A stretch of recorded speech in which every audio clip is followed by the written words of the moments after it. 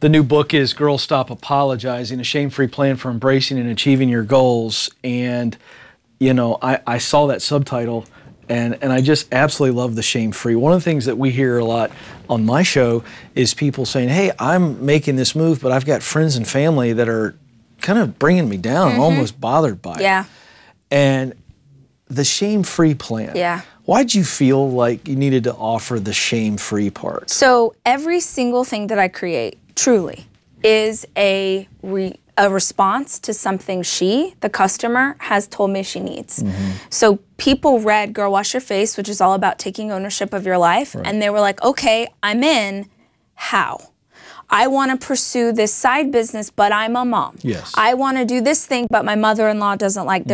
And I just kept hearing the shame wrapped around their dreams. And I thought, man, we need to have a conversation about the fact that you are allowed to have a dream for yourself even if nobody gets it, even if they actively disagree with this hope that you have for your life.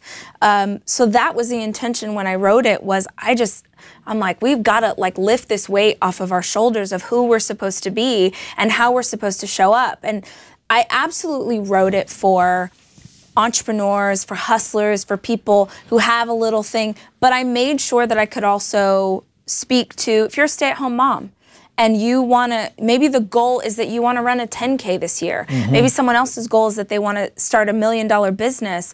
I just think that you need a goal. It doesn't matter what it is, it only matters that you're in pursuit of something, because I think we become who we're called to be when we pursue something for our lives. That's right. And who knows if you'll even get there? Because I certainly set out and with a target in mind, and I've become something else along the way. But that pushing yourself, that moving through discomfort, that challenging yourself to do a little bit more than you thought you could, that is so powerful, especially for women who have struggled with a sense of self. One of the things that I love about what you do, whether it be social media, your podcast, your events, is, and give me some license here, because I think you know what I'm saying, but you've almost glamorized in some way failure, because it's like, girls, what are we worried about here? There's not been one successful person, there's not been one successful company, there's not been one successful sports organization, not one successful politician. Pick the venue, okay? The channel of society. Nobody has experienced success without some level of failure. And I think you've really blown the kind of the hush off of that. Well, I feel like, I guess for me, because I grew up, I had pretty hard beginning to life, and so it just never occurred to me that anything would be easy. I just assumed 100% I'm going to fail at this. I was never surprised. What I'm surprised by now is when I go speak on stages and people, you know, what are you struggling with? And they're just like, well, what will they think? I'm like, who? The girls from 8th grade that you're friends with on Facebook? Are you kidding me? Those girls or your mother-in-law or whoever, they don't have to live with regret. They don't have to get to the end of their life and go, man, I could have been something, but I was too worried about what other people would think of me for failing. And here's the gift for everybody who's listening and they're worried about trying something new and whether or not they fail. You are going to fail. You are going to suck, because everybody does when they start. It just is real. Give yourself the gift of sucking. You know, hey, we're going to try this. It's not going to be very good. And then I'm going to get better. And then I'm going to get better. Because that's the only way that I know how, is to just figure it out as you go. One of my favorite Dave Ramsey quote ever, which I do give him credit for when I steal it, is, you know, you see people on the mountaintop of success and you think, oh, they got to this great height and they're so successful. He's like, nah. Well, he doesn't say nah, I do. Dave Ramsey, nah. He's like, no, I'm not standing on a mountaintop of success. I'm standing on my failures. I'm just on top of them instead of buried underneath them. That's exactly right. Just keep getting back up, man. Let's talk about a cousin to fear and doubt, and that's rejection. This is when actually somebody really rejects us. You know, fear and doubt are kind of lies in the mind. They're not kind of lies, they're lies. But rejection is when somebody, whether it's personal or not, says no to the dream or no to the opportunity, and that is devastating. Absolutely. You and I have had our share of it, because we are the product in our particular world. So it's not like somebody saying no to our copier machine. But I would love for you to talk to people who are, they're not just terrified of failure.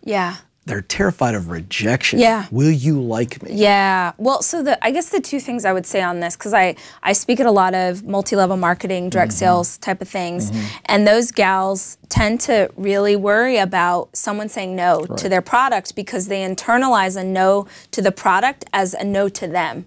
And I like to remind people that you personally have said no to things many times.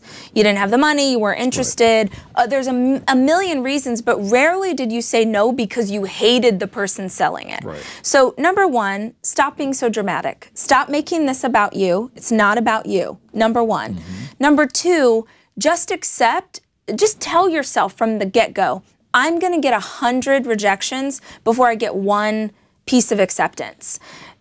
You know, and then there's this like coaching, like in your face part of me that wants to remind you, if you can't handle rejection, you're not gonna last. That's absolutely right. Like I laugh all the time. It's like people are like, oh, I wish I could speak on stage like you do. I wish I could do. I'm sure you get, you know, I wish I could do this. And I'm like, great. Start talking on stages. I learned to speak on stage at local MOPS groups and senior citizen homes and with my hand shaking and I was so bad. I have been told no a million times by family, by friends, by experts. And the thing was, I just don't think that my dreams are anybody else's to manage. That's exactly You right. can tell me no all day. And in fact, my husband knows this. If I come up, because I'm a dreamer, so I'll be like, babe, we're gonna build a rocket ship to the moon. He actually knows not to have a negative reaction. Yeah, that's right. Because if he has it will only fuel me more. I'm like, oh, that's right. You don't think I can be a cosmonaut? Watch me work. So, that's right. Hold my beer. Yeah, exactly. Yeah, I'm in. So I feel like let's flip this script a little bit for those people who are listening and have a fear of rejection. Just be like, oh yeah, I'm gonna be rejected, and that is part of this work. You maybe need to get rejected 50 times or 100 times so that you can have skin that's thick enough to handle what the Lord's about to throw at you. You need to walk through this exact valley and take these exact punches to be a strong enough warrior to climb that mountain.